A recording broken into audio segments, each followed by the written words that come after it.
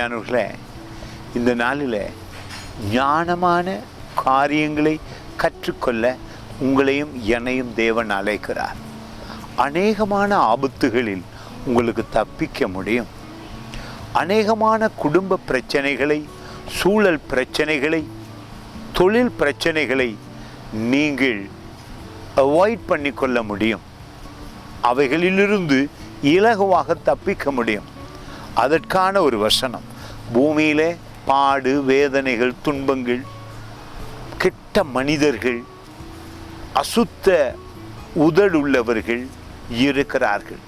உங்களை குறித்து குறை சொல்லுகிறவர்கள், உங்களை வேதனைப்படுத்துகிறவர்கள் இருப்பார்கள்.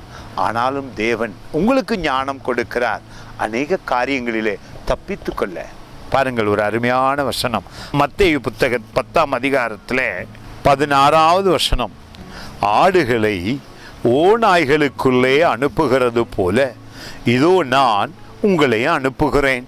ஆகையால் சர்ப்பங்களைப் போல வினா உள்ளவர்களும் புறாக்களைப் போல கபடற்றவர்களுமாய் இருங்கள்.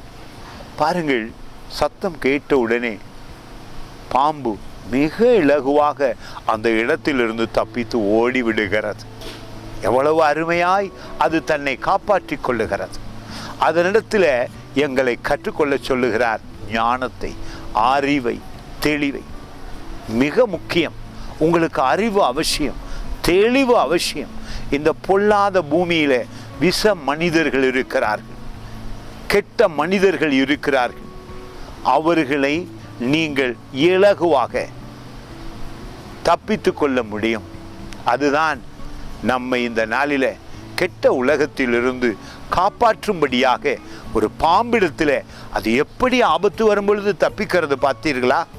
அந்த தப்பித்து கொள்ளும் தன்மை நமக்கும் அநேகமான நேரங்களில் தேவைப்படுகிறது. கவனமாக பேச வேண்டும், கவனமாக வாழ்க்கையை நடத்த வேண்டும். தேவன் அந்த கிருபையை உங்களுக்கு கொடுக்கிறார் இந்த நாளிலே. God bless you.